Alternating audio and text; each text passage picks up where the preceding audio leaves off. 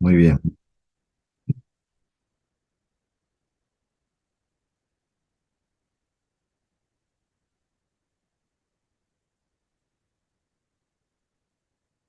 Oramos y encomendamos este tiempo para aprovechar bien este espacio que vamos a estar, dándole gracias a Dios por la salud. Estos tiempos hay bastante gente enferma, el cambio de clima acá en Piura, en lugares que estaba, de día hace mucho calor, de repente no hace frío. Hay muchos niños, mucha gente que está muy agripada, muy enferma. Así que oramos pidiendo que Dios también pueda guardar la vida, la salud, ¿sí? Encomendando a Dios todo este tiempo, hermanos que están trabajando, están llegando con mucha actividad, ¿sí? Señor, ayúdanos a poder continuar con nuestro seminario. Agradecemos a todos los que hacen posible, al director pastor Timoteo, a hermano Esteban, a todos los pastores que están enseñando. Hay que agradecer a Dios por nuestro seminario porque es una oportunidad, ¿sí? A través de las provincias, de poder capacitarnos, poder prepararnos. En la Asamblea Nacional ha sido muy interesante. El pastor Timoteo estaba exponiendo sobre el seminario y ya se está preparando para el próximo año. Vamos a tener nuestra primera graduados, ¿sí? Los que están en tercer año van a terminar 2024 a mediados y van a presentar una tesis y van a ser de los primeros graduados. Así que damos gracias a Dios, ¿sí? Los hermanos que han permanecido, batallando, luchando. Así que agradecemos por nuestro seminario, oremos a Dios, oremos para que podamos continuar, ¿sí? Que se vayan agregando más personas que se puedan preparar, capacitar. Muy bien, muy bien. Gloria a Dios, oramos. Señor, te damos gracias, Padre amado, por, como decíamos, por nuestro seminario IP Cristo P. Agradecemos, Señor, por la oportunidad que tenemos de juntos prepararnos, capacitarnos a los mismos hermanos de nuestra congregación, personas que tienen el llamado y tienen la disposición de prepararse, Señor. Oramos que esta es solamente una herramienta importante, Señor, que se pone al alcance de cada uno, Señor, y está en cada uno a ver qué hacemos con esa herramienta. ¿Lo utilizamos o no? ¿Lo aprovechamos bien o no? Oro, Señor, para que sea bien aprovechada esta oportunidad de aprender, de desarrollar, de crecer, de entrar en este mundo, Señor, de aprender, de leer, de entender cosas que no entendíamos, entrar en la teología, en el pensamiento de grandes hombres de Dios. Oramos, Señor, que tú direcciones, Señor, la vida de cada uno por medio de la inspiración de tu Espíritu Santo. Nos ayude en esta clase que tenemos para compartir con los hermanos. Oramos por aquellos que están llegando, que están trabajando. Oramos, Señor, que tú ayudes a cada uno a poder entrar y juntos, Señor, tener estas clases de la historia de las religiones, Señor. En el nombre de Jesús, estudio de religiones. Gracias, Padre, por tu presencia. Gracias por cada estudiante que te esté ayudando a cada uno, Señor. Aquellos que están mal de salud, oramos, Señor, que tú sanes, que tú ayudes, fortalezca, supla también toda necesidad. Oramos agradeciéndote, Señor. Amén y amén. Muy bien. Vamos a comenzar entonces. Nuestro hermano Adrián va a exponer catolicismo a las 8, ¿sí? Así que aprovechamos a comenzar con nuestra clase que tenemos hoy sobre esta es la sexta clase, eh, donde tenemos judaísmo, ¿sí? Tenemos judaísmo y bien, muy bien. Eh, y es bastante amplio, bastante interesante, ¿sí? Eh, uy.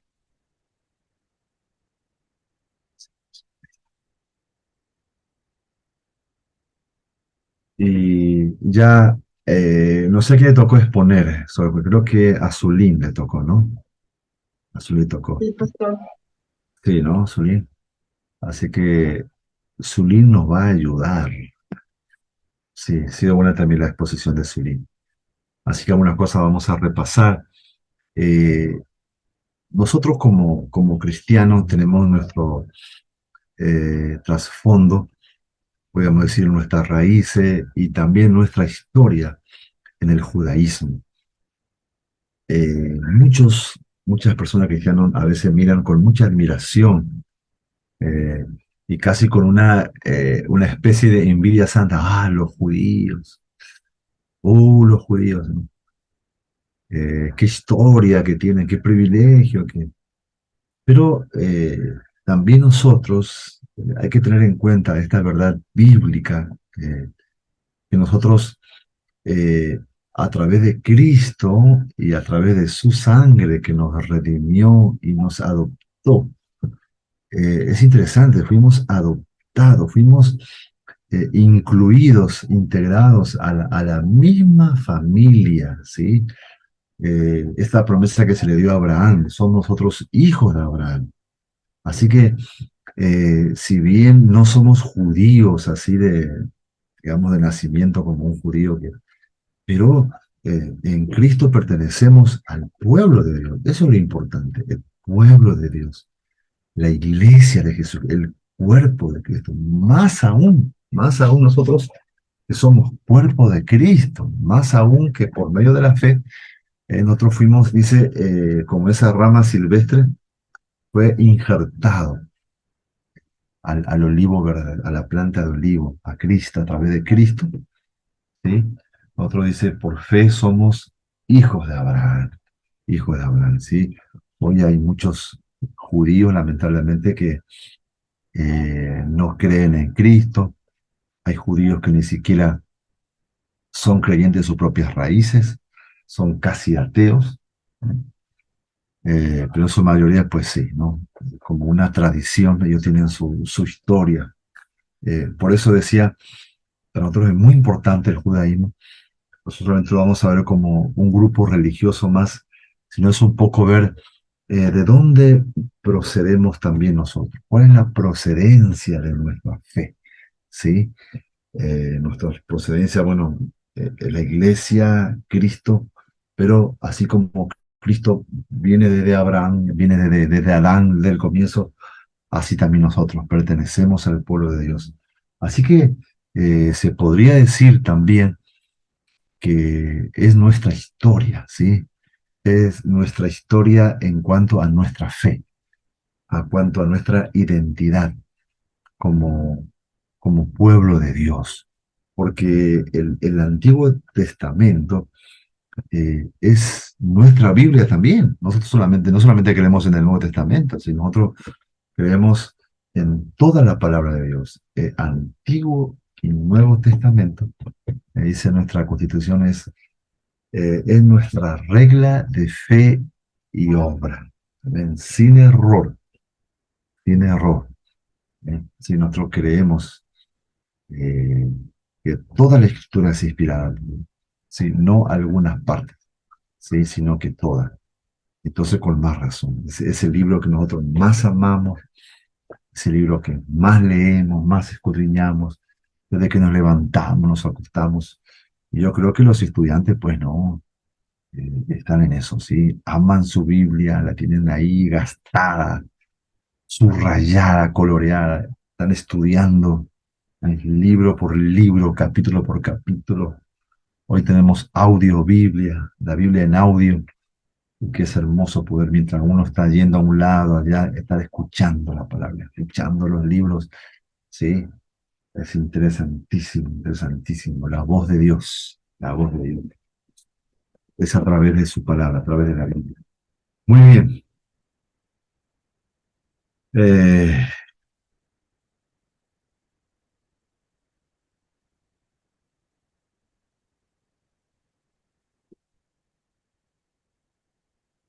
Vamos a ver unos cuatro puntitos sobre entonces el judaísmo. Vamos a ver primero su origen histórico. Veremos un poco también luego las escrituras, ¿sí? ¿Qué más vamos a ver?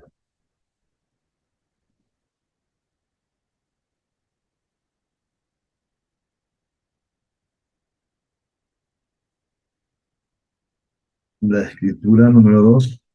Número 3, vamos a ver sus creencias.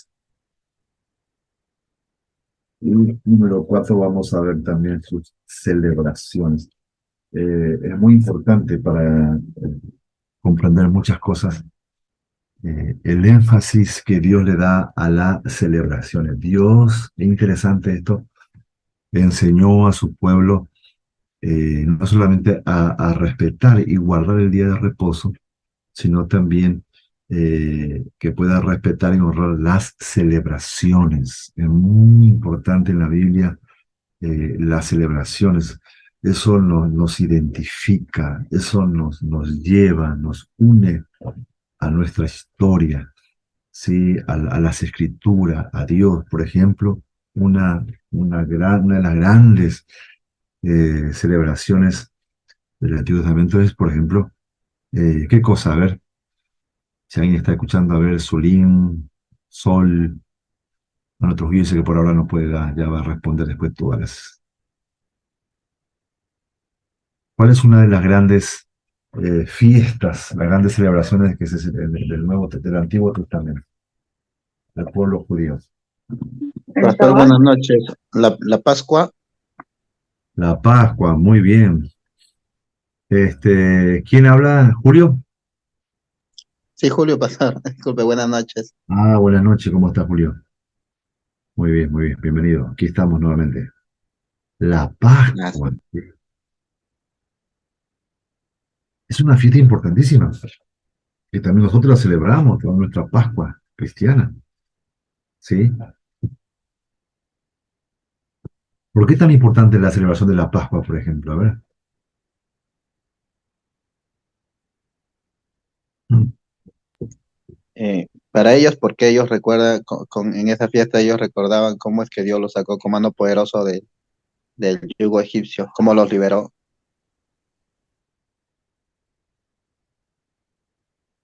Exactamente. Y tenemos todo un libro en la Biblia, el segundo libro de la Biblia, el libro Éxodo, ¿sí? Que habla, significa salida, donde todo ese libro narra, resalta los acontecimientos que se vivió en la época, el llamado de Moisés, el encuentro con Dios, su nacimiento, cómo fue librado de la muerte. Entonces, cómo se levanta este gran caudillo, ¿no? Un gran líder, un gran hombre de Dios, cuando al final finaliza Deuteronomio, dice que no hubo otro como Moisés, quien conociera cara a cara a Dios. Oh, qué tremendo. No hubo otro como él, dice, en señales y prodigios que hizo. Realmente no se levantó otro como, hasta que vino Cristo, pues, ¿no? Hay como Moisés. Y Éxodo se narra todo el tema de la Pascua, ¿no? El enfrentamiento con Faraón, con todo un imperio tremendo, y cómo salió con mano poderosa, cuando se abre el mar, las plagas, y la celebración de la Pascua aparece allí, pues, ¿no? Cuando mueren los primogénitos. Justo en la mañana meditamos en eso de cuando ellos, en la celebración de la Pascua, ellos comen el cordero, el pan sin levadura, eh, y cada cosa tiene su significado, que cuando ellos celebran, ellos tenían que recordar, ¿sí? Y tenían que a la vez enseñar, educar a sus hijos y a sus hijos de sus hijos para que ellos crecieran, ¿sí? Con esta historia, con esta cultura que les pertenece, que es parte de ellos, que ellos no tenían que olvidar. El desafío es para que no se olvides. Ese es el gran, no te olvides. ¿Eh? No sea que después vayas, te multipliques y estés en buenas casas, tengas tus buenos trabajos, comiences a prosperar y te olvides de Jehová tu Dios. Ese es siempre el llamado. No te olvides, no sea que te olvides, Por eso es importante la celebración. Por eso celebramos la cena del Señor también nosotros constantemente, ¿no? Para memoria de Él, dice, haz memoria de mí. Y entre esas cosas, ellos comían, ¿se acuerdan?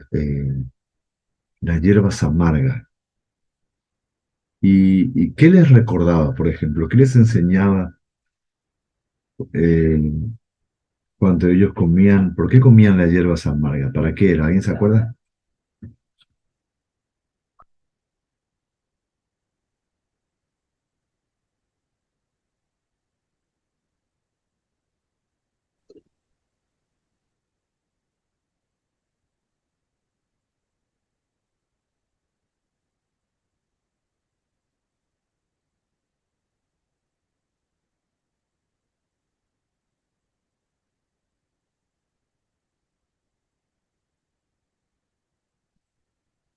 Las hierbas amargas,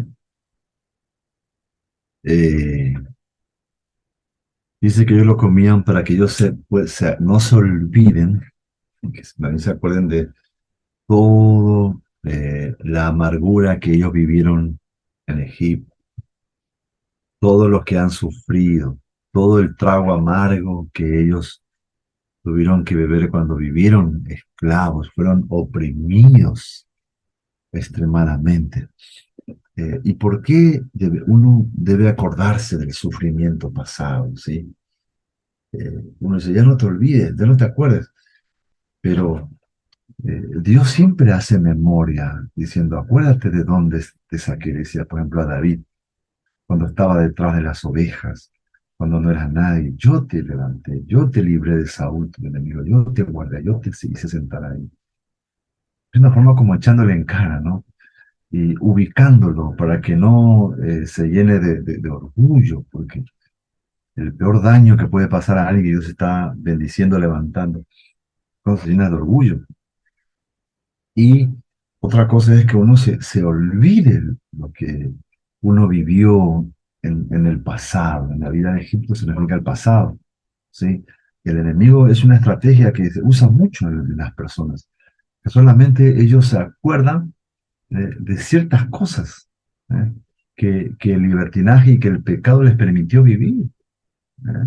A veces dicen, bueno, en el mundo tenías libertad, tú podías ir a los bailes, podías tomar, pero no te hace recordar la amargura, ¿sí? La amargura que causaba el pecado, la condenación, el sufrimiento. Por eso, interesante eso, sí. La mañana justo meditaba mientras estaba hablando con mi esposa, estábamos en esto. Eh, las hierbas amargas era de que ellos debían recordar que en Egipto ellos tuvieron una vida de amargura. El pecado es una vida de amargura. Es una mentira, es un engaño. No tenemos por qué nosotros mirar, y aún es envidiar de las personas que aparentemente están bien viviendo en pecado, en libertinaje, lejos de Dios. No, es una vida de amargura. A veces ellos aparentan una cosa para engañar, ¿eh? Para hacer creer una mentira. Pero lo cierto es que fuera del Señor eh, es amargura, ¿sí? Recordemos de dónde Dios nos sacó constantemente. Recordemos las consecuencias del pecado, ¿sí? Es muerte, es condenación. ¿Eh? En Cristo tenemos vida eterna en Cristo Jesús. Muy bien. Así entonces entramos, porque como le decía, esto es nuestra historia, tiene que ver con nosotros, nuestro pueblo en Cristo, nuestra nación, nuestra historia, nuestros comienzos también. Muy bien. Número uno, entonces, origen histórico. Eh, el relato bíblico sobre el origen de la religión judía se remonta a los tiempos del llamado de Abraham, cuando se fue a la tierra de Canaán. Génesis 12, 1, 3. A ver, ¿alguien puede leer Génesis 12, 1, 3? Mira, termino de leer acá, pues vamos a compartir sobre Génesis 12, 1, 3. Eh, el, el origen todo comienza allí en Génesis 12. Ah, Dios llamó a una persona, ¿sí? Y él, junto con toda su familia y su gente, ahí comienza todo con Abraham, ¿sí? Por eso es que eh, todo comienza por fe, ¿sí? Antes de la ley. Antes de la ley eh, era la fe, ¿sí? Entonces nosotros, los cristianos, saltamos y volvemos nuevamente a la forma de Abraham, ¿sí? Que le creyó a Dios, que fue llamado y obedeció antes de la ley. Bien. Canaán, de su Mesopotamia natal, dice, ¿no? Donde nació y era toda la familia, el padre de Abraham, ¿sí? Eh, Muy bien. Dios hizo esta promesa. De ti haré una nación grande, te bendeciré. Hasta ya está, bueno, ya tenemos ya escrito esto. Engrandeceré tu nombre y será bendición. Serás bendición. Verso 3 dice, bendeciré a los que te bendijeren y maldeciré a los que te maldicen. Y serán benditas en ti todas las familias de la tierra. Así surge la nación judía, ¿sí? Este capítulo 2 y estos dos versículos es clave. Ahí es todo el comienzo de toda la historia, de todo lo que iba a acontecer. Luego vendrían los grandes profetas, vendrían los reyes, los sacerdotes, los grandes jueces que Dios levantó. De ahí vendrían los grandes hombres y mujeres que Dios levantó de la antigüedad. Allí vendría luego con el tiempo. eh, Juan, después Jesucristo, los apóstoles, y continúa la historia. ¿Sí? Comienza estos dos versículos. De cierto te bendeciré y serás bendición. Qué tremendo estos versículos, qué tremendo. Eh, para participar un poco allí, lo que están hermanos conectados, pido por favor que podamos participar. A ver, eh, bendeciré a los que te bendijeren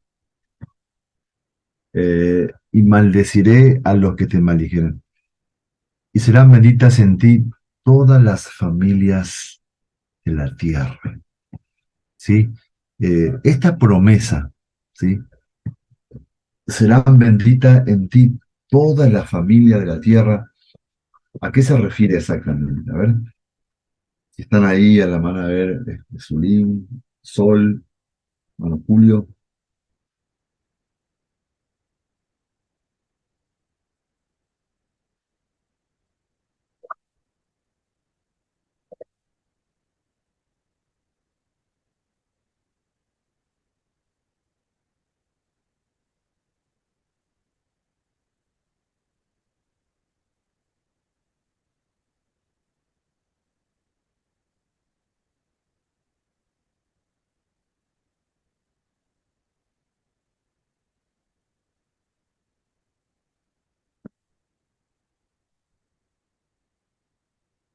A ver quiénes están por ahí.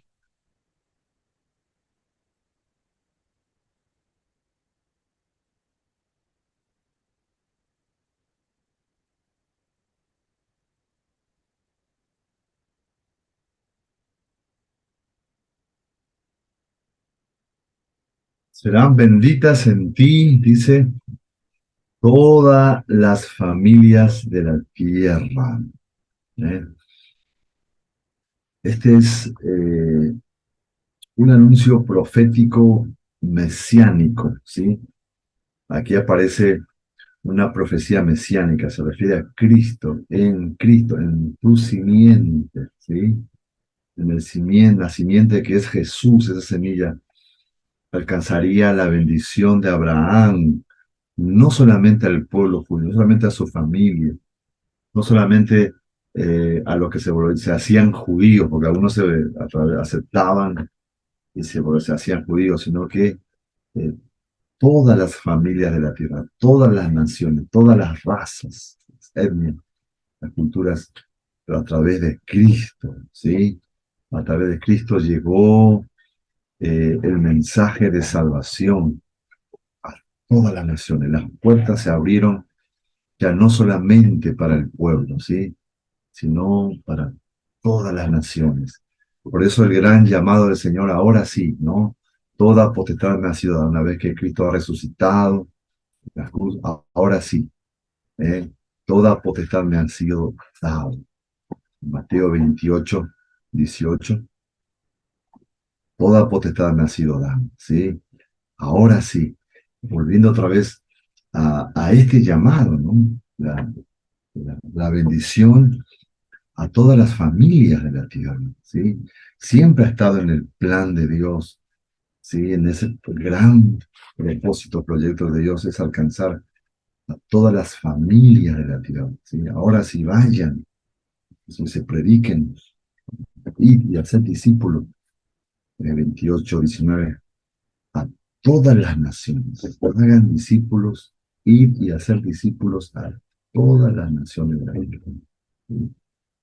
Bautizándolas en nombre del Padre, del Hijo y del Espíritu Santo, enseñándoles que guarden todas las cosas que os he mandado. Y aquí yo estoy con vosotros todos los días hasta el fin, ¿sí? Hay que siempre recordarnos esto. Este llamado, así comenzó, ¿sí? Así comienza el llamado, el origen del pueblo. Desde ahí comenzamos nosotros también, esta es nuestra historia. Dios llamó a una persona y anunció que alcanzaría la salvación y la bendición de Dios, porque esa es la bendición más grande de la salvación, que es Cristo, a todas las familias de la tierra, todas las naciones, a todos los rincones. ¿Eh? Por eso, otra vez volviendo a su origen, el Señor ya resucitado y antes de ascender, comisionó a su discípulo, no dejó este gran ministerio del apostolado, en el sentido apostólico, en el sentido del enviado. A veces hoy algunos tienen tanto miedo a la expresión apostólica, que uno es un apóstol. El apóstol en sentido significa enviado, ¿eh? Todos tenemos ese llamado enviado. No solamente los pastores, los no pastores, los ancianos, los creyentes, de negocio convertido, ya tenemos un llamado, una misión apostólica. Somos enviados a todas las naciones. Y eso es constantemente, no es que una vez que hayamos logrado evangelizar a todos aquí, después vamos a ir, no. Mientras estamos evangelizando en nuestra zona, ya estamos evangelizando, discipulando, siendo discípulos en nuestro entorno, ya está el llamado de ir, ¿sí? Esto escuché hace mucho tiempo de alguien que estaba enseñando, un gran misionero, un hombre de Dios tremendo, y él decía, hacer las dos cosas a la vez, ¿eh? Mientras en nuestra iglesia local trabajamos, servimos, hacemos discípulos, ayudamos a la plantación de iglesias, al mismo tiempo, también estamos saliendo a otros lugares, ¿sí? A otras quizás regiones, a otros distritos podemos comenzar desde donde estamos y mirar más allá, ¿eh? De repente a otra nación, a otro lugar. Hay una tendencia generalmente a uno encerrarse en un lugar y no querer. Entonces hay un llamado de salir hacia afuera, salir hacia afuera. Entonces, no solamente que somos de bendición cuando salimos a otros lugares, a las personas que reciben el mensaje, que somos enviados, sino que también eh, yo me doy cuenta cuando me toca así viajar para predicar la palabra, me toca a veces ir a Argentina o a un otro lugar. Entonces, eh, uno a la vez en ese tiempo se renueva, se fortalece. eh, entonces uno como que regresa a su lugar, seguir trabajando de una forma ya renovado, fortalecido, edificado. Es decir, nos hace bien. Entonces, el obedecer la palabra de Dios es bueno en todo sentido. sentido.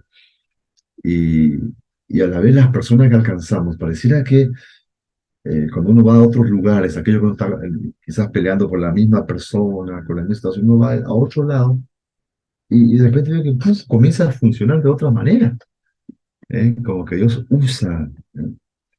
Por eso es importante cuando recibimos personas que vienen como de otros lugares como misioneros, una forma como apostólica en el sentido de enviado, siempre recalco, el sentido de enviado, y llegan con un mensaje, pero maravilloso, ¿sí? Refrescante.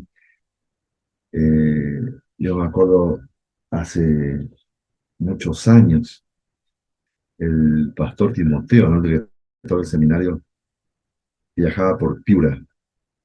Entonces nos visitó un domingo en nuestra congregación, y era el primer domingo estaba el año nuevo, ¿no? Y el primer domingo del año siempre es un culto muy importante, ¿no? O sea, por donde se prepara, generalmente tenemos esos días de ayuno, oración. Y como él nos teníamos de visita, es una oportunidad de un hombre de Dios que justamente es un misionero, ¿no? Un apóstol, enviado. Y, y entonces le dio la oportunidad que él pueda predicar. Y él decía, no, me siento muy honrado que se me haya dado un domingo tan importante. Y yo hasta hoy me acuerdo de lo que él predicó hace muchos años, ¿sí? Predicó sobre la tentación. Y ha sido de un gran impacto, ¿sí? Para nuestra congregación, fue de mucha bendición. Ha sido muy edificante para nosotros, eh, y a la vez la persona también que viene de otro lugar, eh, es también edificado, ¿sí? Es renovado, es fortalecido.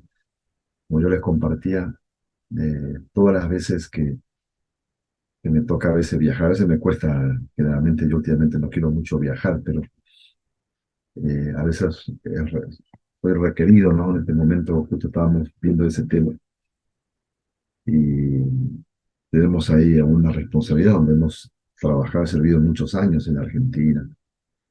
Entonces yo viajaba siempre cada año. Después de la pandemia dejé de viajar y como que ya no quería casi viajar, pero es necesario. Entonces Dios otra vez abre puertas, eh, porque ese es el llamado, de ir a todas las naciones, ¿sí? Eso es forma, lo que quiero decir que de forma constante. No es que una vez que terminemos acá, voy allá, no. Mientras estoy trabajando en mi lugar, a la vez, a la par, ambas cosas a la par. Estoy saliendo hacia afuera, sigo trabajando adentro. Salgo allá y vuelvo a mi lugar. Estoy constantemente compartiendo en distintos lugares, ¿eh? En distintos lugares. Muy bien.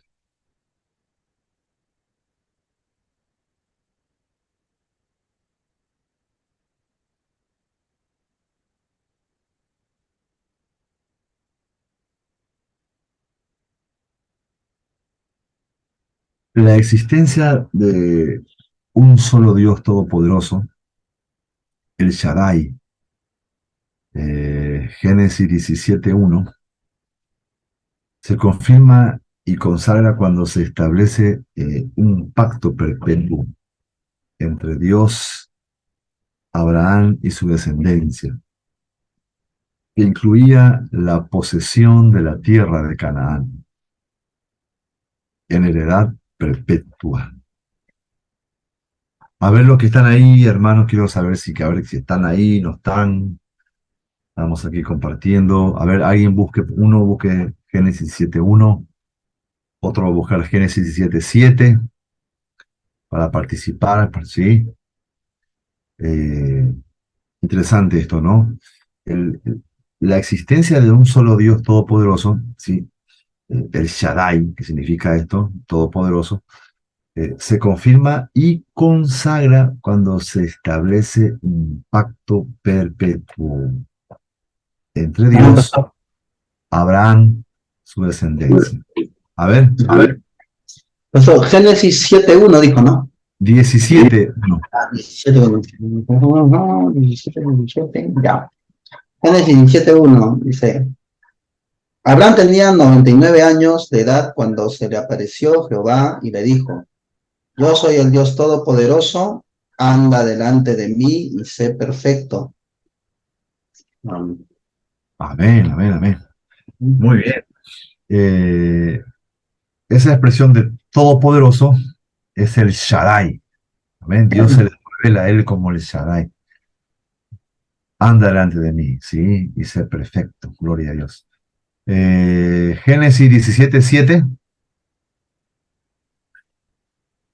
A ver, el 17:7 menciona, estableceré un pacto contigo y con tu descendencia después de ti, de generación en generación, un pacto perpetuo para ser tu Dios y el de tu descendencia después de ti. Así es. Amén.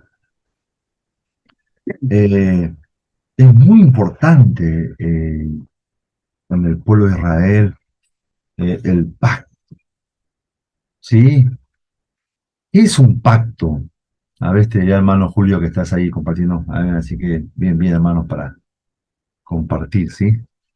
¿Qué es un pacto? Dice acá, eh, se confirma y se consagra cuando se establece un pacto perpetuo entre Dios, Abraham y su descendencia.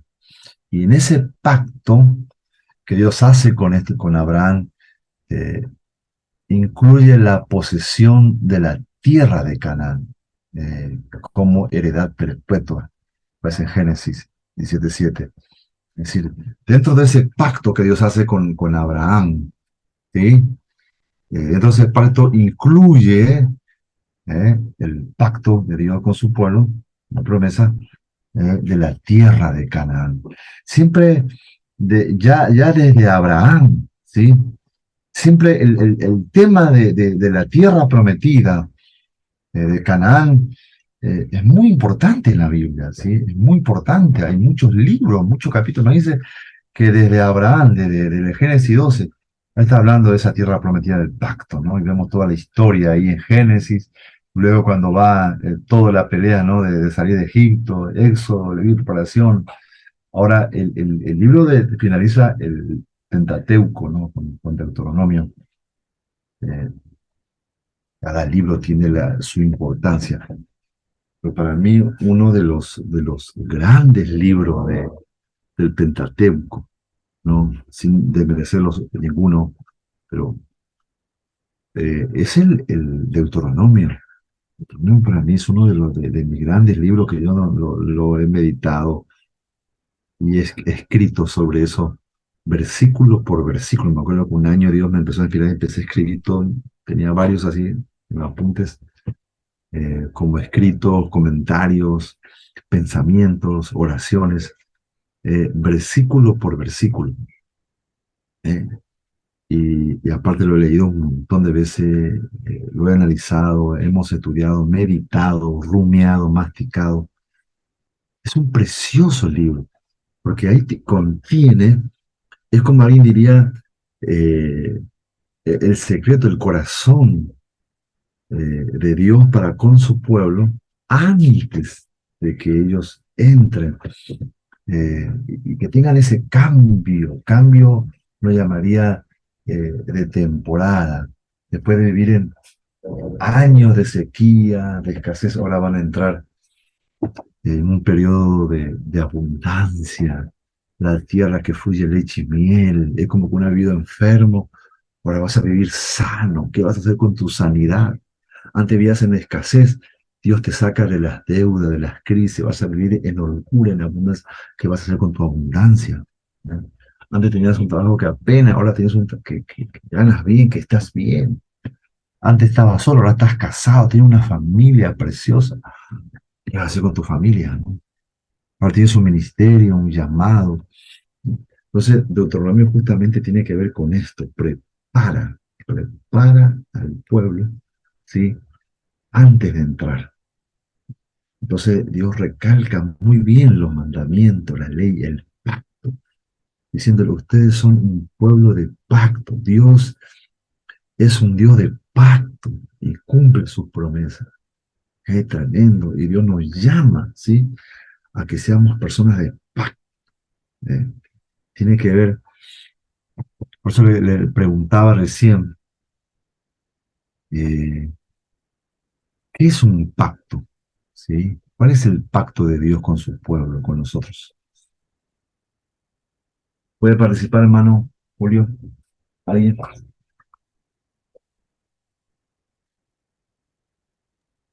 El pacto, pastor, se cumple en Jesucristo. Sí. eh, ¿Cómo? en ¿Cómo Cristo. dice? O sea, el pacto de Dios con nosotros se cumple en Cristo, con la muerte de Jesucristo. Sí. Sí. ¿Qué es, por ejemplo, cuando tú pactas con una persona, inclusive así tú vas a alquilar una casa, ¿no? No sé si cómo será tu casa o estás alquilando una casa, un departamento. Eh, y hay todo un papeleo, ¿no? ¿Y qué hay en ese papeleo, ¿no? Para que tú puedas entrar a esa casa a poseer, ¿sí? Es un contrato, pues, ¿no?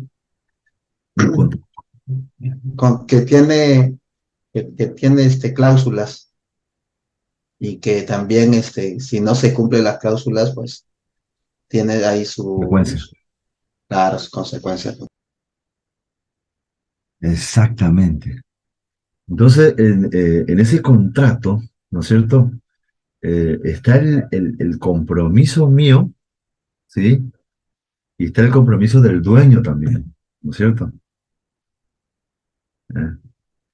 Pero más tiene que ver generalmente con mi compromiso, ¿sí? De cumplir y están ahí las consecuencias. Sería la penalidad en caso que no llegara a cumplir. Pero en este caso, eh, qué interesante que Dios es misericordioso, que hacemos un pacto con Él, pero a la vez Él sabe que no podemos cumplir ese pacto. Interesante, ¿no? Uno dice, entonces, ¿por qué hace un pacto con nosotros? ¿Eh? ¿Por qué Dios hace un pacto? Si Dios sabe que el hombre por naturaleza no cumple. ¿Eh? Eh, y justamente eh, vemos en toda la historia del pueblo de Dios, por supuesto que sobresalían hombres tremendos como Noé, ¿no? Dice, el único que agradó a Dios, ¿no?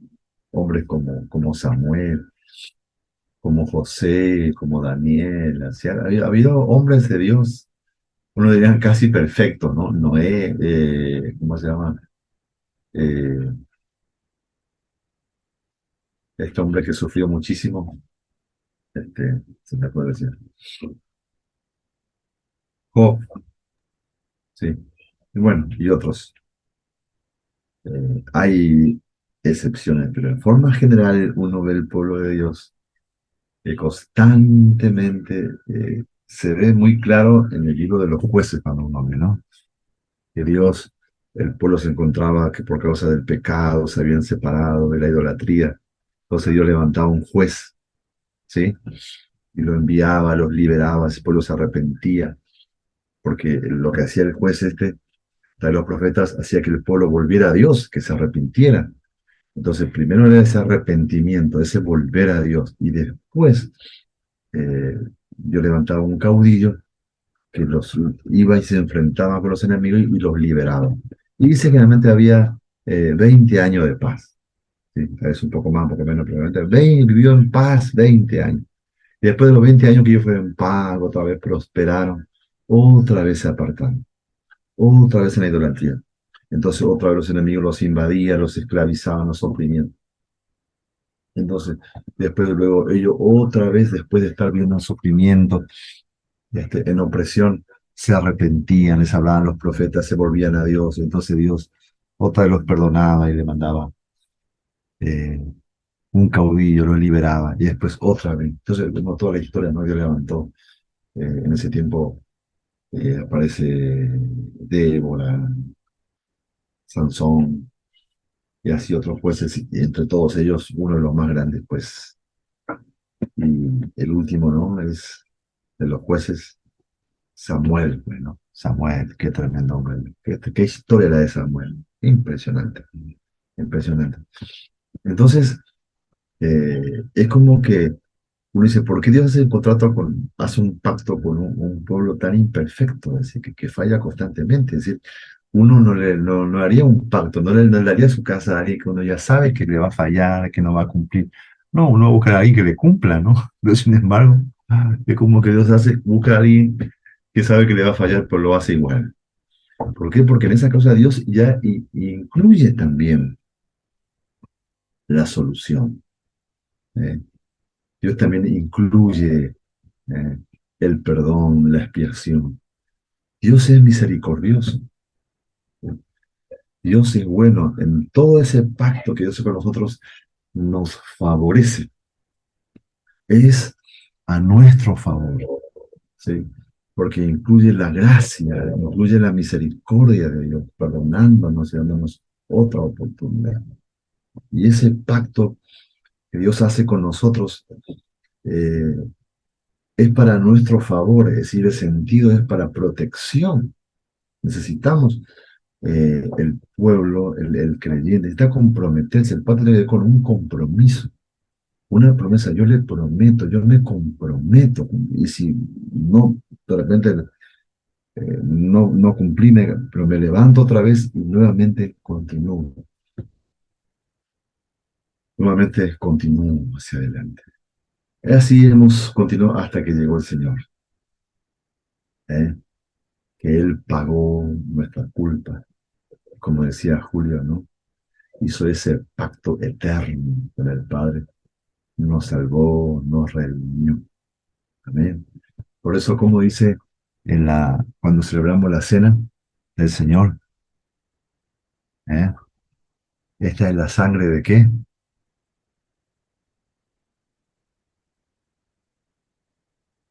Es la sangre del nuevo pacto, ¿eh? Nuevo pacto. ¿Por qué dice nuevo pacto? El, el Nuevo Testamento dice que tiene que ver con pacto, la palabra testamento, pacto. Es decir, este es el nuevo pacto.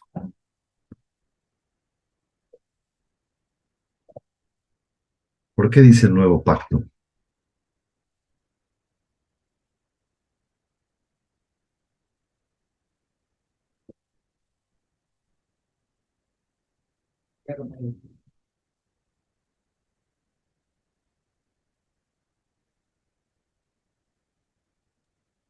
Pastor, porque tal vez con el primer pacto el hombre era incapaz de cumplir. Eh, en el nuevo pacto es Cristo, ¿no? Quien toma nuestro lugar y lo cumple. Entonces, gracias a él, ya sí podemos cumplir el pacto. Bien. ¿Quién es el que habla? ¿Julio o quién? Julio. Ah, Julio, sí. El nuevo pacto, sí. Eh, bien, Julio, muy bien, es así.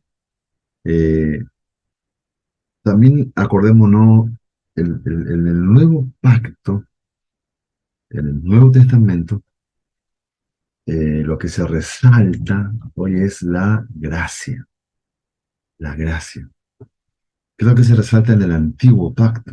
Es decir, la ley, ¿sí? Las obras, la ley judía.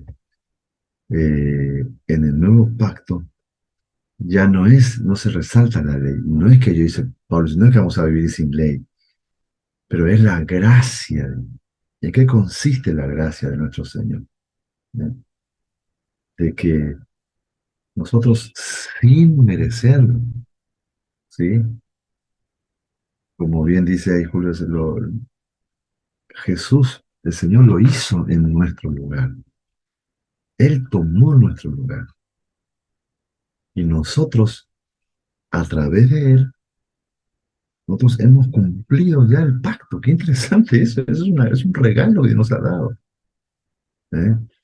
nosotros por nosotros mismos no hubiéramos cumplido tampoco, así como los judíos no podían cumplir. ¿eh? Tampoco nosotros, pero nosotros sí hemos cumplido. Pero ¿cómo hemos cumplido si todo eso en Cristo?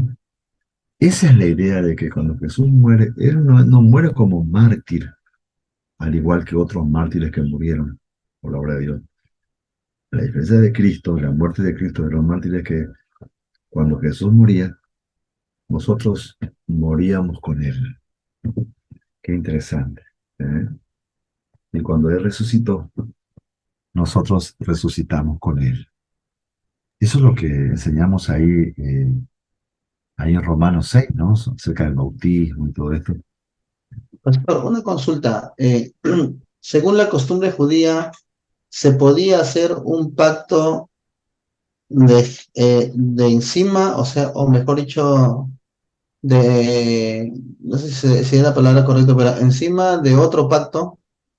O sea, ya habían hecho un pacto, digamos así, o qué entendían los judíos por eso, ¿no? Se podía hacer otro pacto en cambio del pacto anterior. Bueno, yo entiendo que Hebreo dice, y habiendo tomado ese pacto, dice, no, entonces damos el otro por viejo, ¿no? Y lo que Mm, está viejo ya está por destruirse y a punto de terminar, a punto de morirse, ¿no? A punto ya, o sea, está próximo a ser ya a eh, desaparecer. a desaparecer. Entonces, ¿cuál era la noción que ellos tenían, lo que los judíos tenían acerca de eso? Porque el primer pacto que hace con Israel lo llaman como pacto perpetuo, ¿no? Y, y o sea, tal vez ahí estaba el problema, que ellos no entendían. Ah, tú dices de que ya tenían un pacto y como que no podían hacer otro pacto, una cosa así. Nada, a eso me refiero. O sea, ¿qué entendían ellos? ¿No? ¿Se podía hacer eso o no? Sí, ellos lo hacían siempre. Por ejemplo, eh, ellos le llamaban la renovación del pacto. Por ejemplo, cuando ellos había un incumplimiento del pacto, cuando el pueblo se apartaba y pecaba, eran, como decía, ¿no? Se mencionaba, y eran invadidos, eran saqueados. Entonces, obviamente, la consecuencia de su pecado es esa, el incumplimiento del pacto. Es decir, la parte del Señor, Él siempre cumplía su parte. El que no cumpliera éramos nosotros, el pueblo, ¿no? Pero, entonces, ¿qué consistía en ese arrepentimiento? Que ellos volvían nuevamente al Señor. Entonces, ellos otra vez renovaban el pacto, otra vez hacían un pacto. Es lo que Samuel, ¿se acuerdan Samuel cuando se levantó como profeta y también se levantó él como juez? Y en un momento donde Israel estaba en una crisis de lo terrible, donde los filisteos los invadió y habían perdido una guerra, fue una matanza, y en la segunda vez llevaron el arca y murieron los sacerdotes, se llevaron el arca, ¿sí? Muere el sumo sacerdote Elí también. Es decir, estaban en un caos total. Es decir, Israel se sintió desesperanza, no sabían qué hacer. Se robaron el arca que ellos representaban, que representaba la presencia de Dios en medio de ellos, se lo robaron los filisteos. Lo despojó de todo. ¿Y qué hace Samuel, no? Samuel no es que los invita a ir a otra guerra o juntar más personas o cambiar de estrategia militar. Él fue a lo principal, a la esencia. Eh, Dice, ¿por qué han perdido la primera y la segunda? ¿Por qué se robaron? ¿Por qué sucedió esto? O sea, hemos pecado. ¿eh? Aparten los ídolos de vosotros y arrepiéntanse. Y, lo, y el pueblo sacó, es decir, tenían ídolos ahí ellos. ¿eh? Y ellos se arrepintieron, dice ahí la palabra no, hicieron, renovaron el pacto, otra vez hicieron un pacto con el Señor. Señor, vamos a seguirte, vamos a obedecerte, vamos a ver. Y el pueblo se volvió, ¿no? Cuando ellos se arrepintieron, oraron, ayunaron, ya saben la historia, ¿no? Dios tornó desde los cielos, los filisteos fueron destruidos, Israel Entonces, fue liberado. Pastor, entonces, si nosotros tuviéramos que hacerle entender a alguien, a un judío, por ejemplo, o a un, no a un judaizante, pero sino a un, digamos, a alguien que mantiene esa tendencia, o a los, hay ahorita agrupaciones judío-mesiánicas, ¿no? Que, o sea, Sí. consideran, ya le están poniendo a Cristo, pero como Mesías, ¿no? O sea, no tanto como Dios, sino como Mesías sencillamente.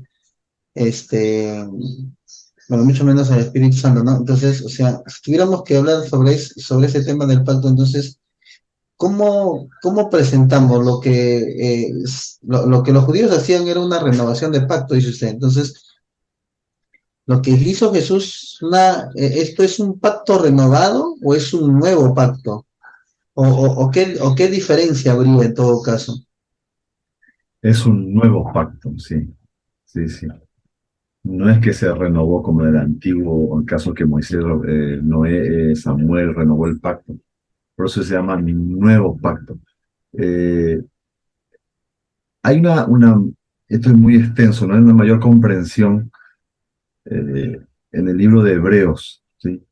Yo te animo que ahí leas el libro de Hebreos desde el comienzo. Todo el libro de Hebreos, el autor, que se desconoce quién es, ¿no? Pero es un autor, una persona eh, poderosa en las escrituras, ¿no? Hay una persona que era elocuente y conocía en profundidad la costumbre, la ley de judía. Pudo haber sido de repente un sacerdote o alguien que estaba muy adentro, conocía muy bien las prácticas, ¿no? De las ofrendas, sacerdotes, un sacerdote. Entonces, ahí se explica con claridad, ¿no? La función en el antiguo y cómo Cristo va a reemplazar lo que antes eran figuras, ¿no? Del Antiguo Testamento. Jesús era el que toma la figura del sumo sacerdote. Jesús es el Cordero que toma. Jesús es ese lugar santo, santísimo. Entonces, así constantemente en el libro de Hebreos, ahí se va mostrando cuando la persona de Cristo toma el lugar que le corresponde, porque en el antiguo solamente es toda una figura, ¿no? Una sombra de lo que había de venir. Dice, ¿no? Ellos miraban hacia adelante y lo hacían en fe, creyendo que en el que vendría, un día vendría el Mesías y habría una justicia perfecta, se borraría los pecados de forma perfecta. Entonces ellos siempre estaban esperando. El tema del judío es entrar a hablar con ellos sobre el tema del pacto y renovación, es decir, vamos a perder el tiempo por ese lado. Ahora, una cosa es cuando ellos aceptan a Jesús como el Mesías.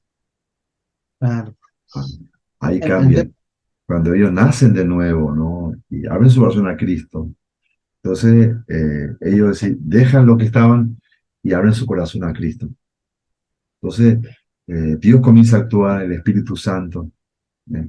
Comienza a abrir su corazón al nuevo pacto, a los escritos de los apóstoles. Es interesantísimo. El tener el antiguo tiene una ventaja. Ellos tienen, por un lado, una mayor comprensión que nosotros. Todo lo que significa lo que Cristo hizo, su obra, cómo el cumplimiento ha sido perfecto en Cristo, ¿no? Cada parte de la ley lo cumplió de forma perfecta. Entonces, cuando Dios abre el corazón, la vista de ellos, eh, por supuesto, ellos comienzan a comprender, ¿sí? A entender de otra manera. Amén, amén. Eh, ah, Sí, justamente lo que usted dice, ¿no? En el libro de Hebreos, acá lo he encontrado justo el libro, el capítulo 8, ¿no? ¿No? Dice, el versículo 6 dice, pero ahora tanto mejor ministerio es el suyo, cuanto es mediador de un mejor pacto. Y ahí está hablando, ¿no? De un mejor pacto, lo que mejor dijo, ¿no? pacto. Establecido sobre mejores promesas.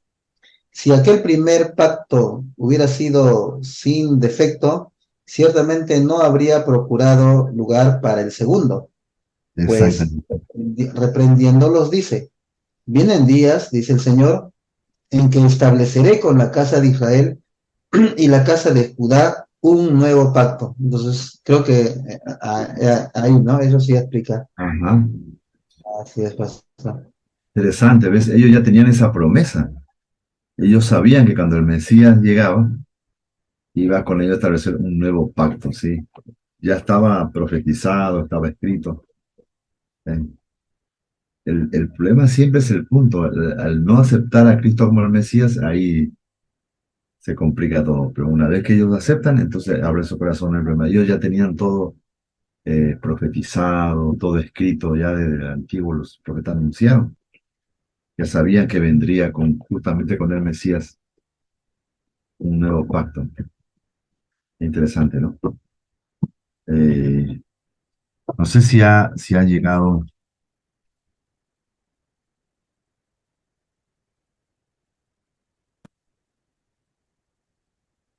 mira, con ellos. Aquí estamos, está ahí Javier Trujillo, está hermano Julio. Mi hermano Adrián tenía que llegar a las 8. eh, todavía no llegó para que pueda exponer. Eh, bien, entonces seguimos esperando. Yo había dicho, ¿no? Que el que le toca exponer ese día tiene que exponer. Bueno, la vez pasada hubo una situación que no tuvimos clase, ¿no? Él me avisó que sí iba a exponer hoy, ¿no? Que a las 8 iba a ser. Así que, bien, esperamos un poco más entonces que llegue nuestro hermano.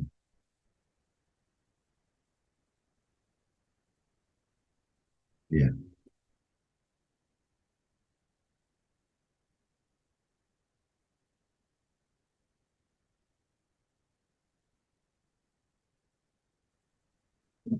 continuamos entonces. Continuamos.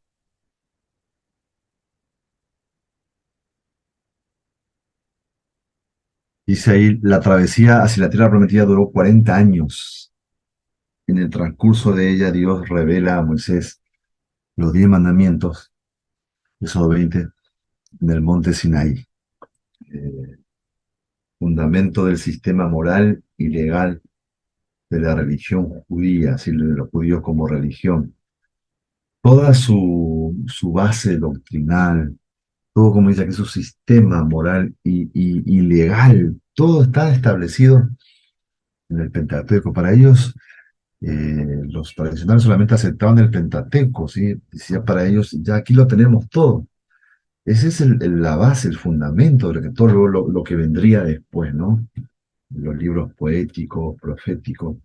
En esos 5 primeros libros de la Biblia son como la base, ¿no? De todo lo que vendría luego. Ese es el fundamento por lo cual Israel tenía que regirse durante toda su vida. Y todo esto Moisés lo recibe para su pueblo cuando venían por el desierto. Por eso Dios permitió que pasaran por ese desierto para que ellos aprendieran, que tuvieran leyes, que pudieran vivir de una forma ordenada como un pueblo santo, ¿sí? Pero el propósito era que ellos pasen por el desierto, no que se quedaran allí y que no fuera tanto tiempo. Eso fue sido, sabemos, por cuestión de la rebeldía del pueblo, ¿no? De la rebeldía, el corazón endurecido, ha hecho que tuvieran tantos años, 40 años, Dios mío, 40 años, experimentando, por supuesto, milagros extraordinarios. Uno de ellos que tenían maná todo el tiempo, comida. El calzado, dice, no se les gastó. La ropa no se les gastó entre 40 años. No tenían eh, dónde comprar, ¿no? Pues sin embargo, la misma ropa, una cosa increíble. Hoy, ¿cuánto puede durar una ropa, no? Pero ellos 40 años, el calzado, la ropa, por Dios, milagro tras milagro, el agua de la roca. ¿Eh? Así que la misericordia de Dios sobre ese pueblo rebelde, quejoso, desobediente, que, que en lugar de ver la mano de Dios, ellos no dejaban de quejarse. Por eso que nunca es bueno quejarse, aunque aparentemente uno dice, tengo razones para quejarme, pero siempre tenemos más razones para agradecer. Más nosotros que estamos en Cristo, siempre tenemos muchos motivos para agradecer que quejarnos. No sea que caigamos en lo mismo que cayó el pueblo de Israel. La queja, constantemente la queja. Bien,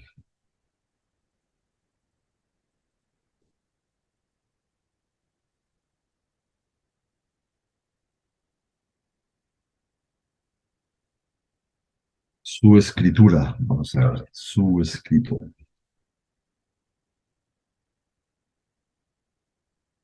Lo que estamos viendo es básicamente la escritura de los judíos, todo su doctrina, sus escritos, todo tiene que ver con el Pentateuco, ¿sí? Con los primeros 5 libros de Moisés. Así que los nombres que se les pongan, eh, todo siempre fundamentado y basado en los primeros 5 libros, y para ellos es fundamental estos 5 libros, ¿sí? Bien, el Talmud, yo le llamaban Talmud. ¿Qué es un Talmud? Dice, es un grupo, un conjunto, ¿sí? de libros que incluye a el Mishnah. ¿Qué es el Mishnah? Es una codificación del Torá. Es decir, son códigos o enseñanzas o leyes o mandatos que se extraía de los escritos de Moisés, ¿sí? La Mishnah era un libro especial donde eh, tenían que ver con todos estas codificación y lo extraían del mismo Torá, de los libros de Moisés. Uno ve, por ejemplo, ahí Éxodo o Levítico, está lleno de leyes, cómo deberían vivir, cómo conducirse. Hay que pensar que ellos venían de un sistema que vivían sin ley, es decir, y la costumbre pagana alrededor era atroz como ellos convivían, tenían relaciones con animales, relaciones entre los mismos familiares, entre ellos mismos. Todo era un desorden, ¿no? Aún en lo que comían, en cómo convivían. Entonces, Dios tuvo que ordenar todo, aún la convivencia familiar, ¿no? En el matrimonio, cómo es, en el trabajo, leyes laborales, ¿eh? Los límites que debían haber entre el vecino, el prójimo, en caso de enfermedad, en caso de que alguien se empobreciera, en caso de la esclavitud. ¿Eh? Todo estaba escrito, todo estaba establecido allí para que ellos puedan organizarse y poder convivir. Si no, no hay formas, y si no hay límites, si no hay leyes, no hay un orden, no se puede convivir. Y ellos no tenían nada. Y Moisés tuvo que, con la dirección de Dios, armar todo. Eh, Esta ha sido muy, muy grande la obra que hizo Moisés realmente. Quedó todo escrito, todo establecido. Bien, eh, otro escrito de los judíos, algo que ellos llaman el Misrashim, que es el Midrashim. Son principalmente devocionales. Eh, ¿Qué parte de los libros, por ejemplo, del Antiguo Testamento se pueden tomar como devocionales?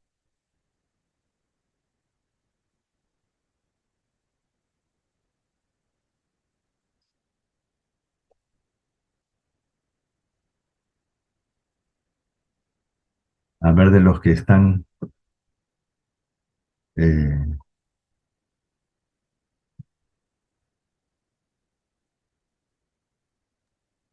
Muy poco, pastor, perdón, ¿qué parte de los libros se puede tomar como devocionales? O sea, Sí, refiriéndose en qué sentido. sí. Vieron que en la Biblia están los libros proféticos, libros, por ejemplo, estos Pentateuco, que son leyes,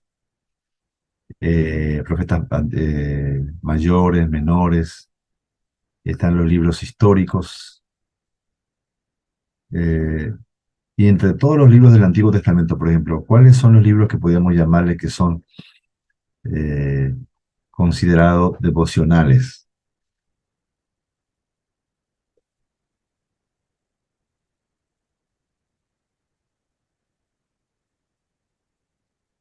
Son los libros poéticos, ¿no? ¿Y cuáles son los libros poéticos de la Biblia? Son los libros, por ejemplo, los Salmos, Salmos, proverbios, Proverbios, Cantares, cantares. sí. Eh, por ejemplo, los Salmos, ¿no? Los Mm, Salmos en realidad son escritos, son oraciones, son cánticos, son poesía, donde habla de la profundidad del corazón, ¿no? Del que se acerca a Dios. En el momento, por ejemplo, de enfermedad, en el momento cuando alguien había caído en alguna clase de pecado, uno de repente envejeció, o cuando uno estaba deprimido, o tenía miedo, o tenía escasez, o se sentía rodeado por los enemigos, traicionado. Bueno, interesante, los salmos expresan el corazón del ser humano cuando se acerca a Dios. ¿No? Eh, a veces expresa enojo, ¿no? Enojos enemigos, pidiendo justicia, reclamando justicia, a veces quejándose. Por ejemplo, hay una expresión que dice un salmo, dice, Dios mío, ¿por qué me has abandonado? Es lo que Jesús usa en la cruz. Eso está, por ejemplo, en el Salmo 22. Eh, Dios, ¿cómo es que Dios nos abandonó? ¿No? ¿Por qué dice Dios mío, por qué me has abandonado?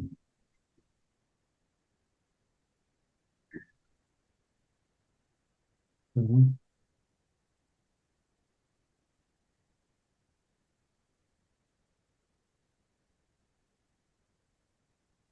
Entonces yo justo, un gran hombre de Dios, un comentarista bíblico, entonces él decía, los salmos eh, expresan el sentimiento humano en momentos de dolor o en momentos de crisis que uno puede estar atravesando muchas veces, o cuando está por ahí a veces también muy gozoso, ¿por qué no?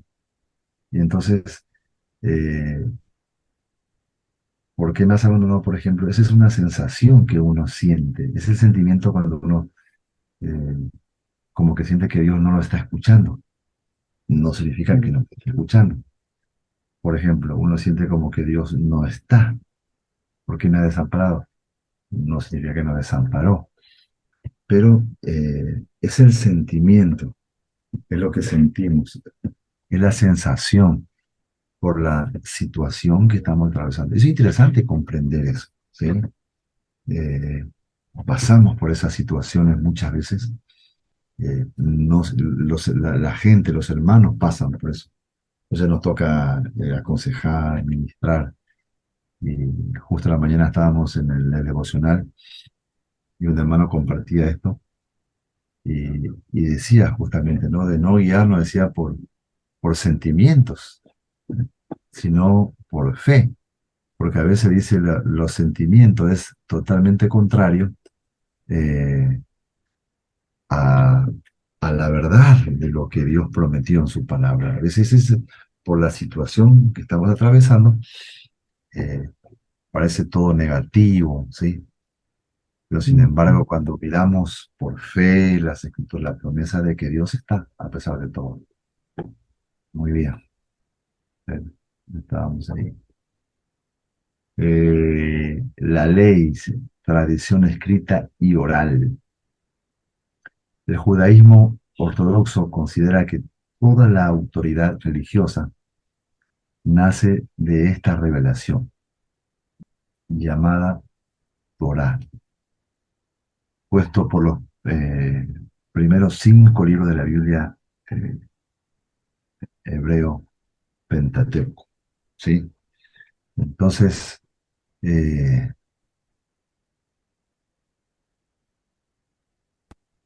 para los judíos más ortodoxos, eh, ellos no aceptaban, digamos, hay un grupo muy ortodoxo que no aceptaban los otros libros de la Biblia, pero sí aceptaban estos 5, ¿sí? Hay mucha discusión con algunos de otros libros, pero ellos nunca discuten, interesante, ¿no? Nunca se discute estos primeros 5 libros, ¿no? Para ellos es que ha sido escrito de forma perfecta, sin discusión, aceptan como la ley de Dios, la voz de Dios, con exactitud, ¿sí? Por eso para ellos Moisés es casi como Dios, diría uno para ellos, ¿no? Y ahí entendemos por qué es que chocaba cuando Jesús eh, parecía que la ley de Moisés, él lo hacía a un lado, ¿no? Porque él traía el nuevo pacto, una nueva interpretación. Entonces el judío era casi un fanatismo que tenía, sí, con las leyes de Moisés, a tal punto que no aceptaba algunos otros libros o alguien que dijera algo, ¿no? Eh, lo que Jesús hacía traer una nueva, muchas veces, aplicación. Por ejemplo, eh, el día de reposo, ¿sí? Eh, el problema que Jesús comenzó a tener con los judíos y comenzó la persecución hacia él, eh, primero fue por el día de reposo. ¿Por qué? Porque él sanaba en el día de reposo. Eh, Ahora, Jesús estaba violando el día de reposo, como lo acusaba. No, en realidad él estaba cumpliendo las... ese es otro tema también, el mostrar que, o sea, en realidad, eh, lo que hizo Jesús más bien fue cumplir la ley correctamente, porque ya los fariseos a esa ley, o sea, habían añadido una serie de costumbres y una serie de tradiciones, y es ahí en donde ya no tergiversan, ¿no? Ellos mismos lo mencionan, ¿no? Bueno, uno de los ejemplos es el día de reposo. Ah, muy bien. Sí, ese era el punto, ¿no? Jesús tenía claro el día de reposo, ¿no? Y él se vino para mí no para cumplir la ley. Pero ¿cuál es el tema? Que debían guardar el reposo, pero los judíos habían agregado, ¿no? Así como si ellos tenían su libro, el Mishai, acá, que lo extraían del Pentateuco, pero no era el mismo Pentateuco, es decir, ellos ahí agregaban, según la tradición de ellos, qué es lo que se podía y lo que no se podía hacer.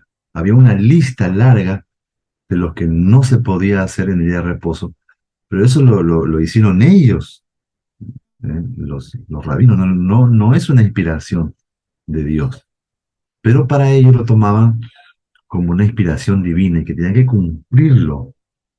Por ejemplo, en esa lista, ellos decían que en el día de reposo no se podía prender fuego, por ejemplo, se podía caminar solamente a cierta distancia y que no se podía sanar enfermos.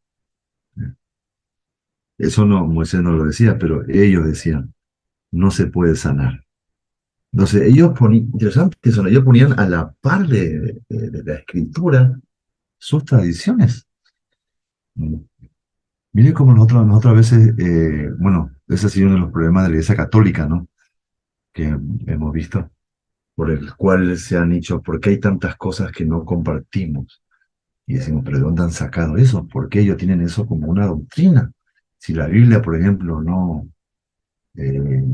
hay un sostén bíblico de ninguna manera, no hay un respaldo bíblico. ¿Pero de dónde lo sacan ellos? De sus tradiciones, que ellos lo ponen al mismo nivel de las escrituras. Lo que el Papa dijo, una bula papal, por ejemplo, un edicto que sacó el Papa, o la tradición que ellos tenían. Así también los judíos tenían sus tradiciones, y ahí fue el choque. Jesús no violó el día de reposo, pero él, por amor hacia la persona que estaba enferma, saltó la tradición de los judíos y ellos estaban enfurecidos porque Jesús no guardaba las tradiciones de ellos. Bien, y como eso, un montón de cosas. Y eso tengamos cuidado porque como evangélicos, hermanos, eso, si no estaba hablando de una persona, y justo me decía esta persona, eh, hay pastores que no aceptan, por ejemplo, tocando el tema, eh, no quiero mostrar esto, pero brevemente, ¿no? Supongamos que hoy hay iglesias que creen en apóstoles, profetas. Bueno, eh, están los que dicen, bueno, uno lo toma si quiere escucharlo, ¿no? Pero hay unos que directamente condenan, ¿sí? Si alguien está en esa, como hereje, entonces, eso ya es un extremo. Sí, yo no tengo la potestad de enjuiciar y condenar y catalogar como una secta porque no estoy de acuerdo. ¿Eh? Y solamente resaltar los errores, porque hay algunos que han ido al extremo, pero hay otros que no han ido al extremo. En cambio, otro dice, bueno, yo no acepto, pero tampoco yo condeno, porque no, en mi juicio no estoy condenando. Es distinto eso.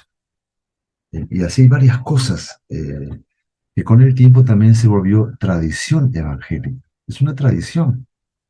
No está escrito así.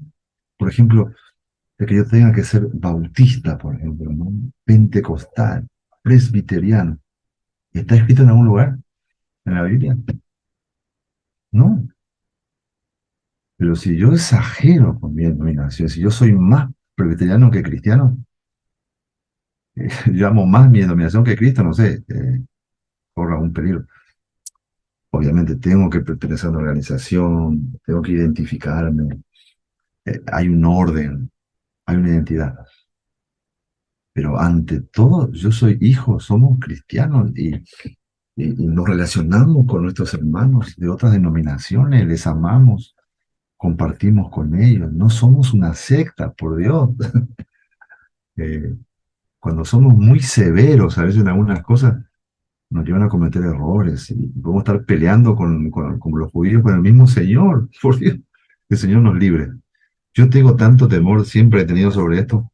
Cuando yo algo que no desconozco en su profundidad, yo no opino. Digo, no opino. Yo no puedo juzgar, menos criticar si yo no conozco en profundidad. Yo no estoy en ese contexto. Eh, Más bien a veces uno debería aprender, ¿no? Necesitamos aprender de todos un poco, ¿sí? Cada denominación, cada grupo que se han levantado hoy, nuevos, eh, tienen cosas muy interesantes, ¿no? Muy de Dios, muy de Dios. Nosotros cuando compartimos aquí con los pastores en la fraternidad, con distintas denominaciones, y somos todos amigos y nos respetamos, y es muy edificante cuando oramos todos juntos, es algo precioso, es decir, eh, ahí nos quitamos las camisetas, ¿no? De las denominaciones, todos juntos, de distintas denominaciones, oramos juntos, compartimos juntos, es una maravilla, ¿sí? Se puede, se puede. Bien, tenemos nuestro recreo. Hemos pasado 5 minutos de estos recreos, ¿no? Así que tenemos a las 1:30:35. Hermano Adrián, ya ahí llegó, ¿no? Entonces después el Sí. recreo, Buenas noches, pastor. Buenas noches, hermanos. buenas noches. Llegó. Sí, sí, pastor, ya, Sí, justos. sí. Entonces después el recreo está listo, ¿no? Sí, sí, pastor. Claro. Ya. Entonces a las, a las 9:05, exacto. Ya, pastor. Vamos aquí. Genial. ¿Listo? Vamos a un cafecito y continuamos. Bien.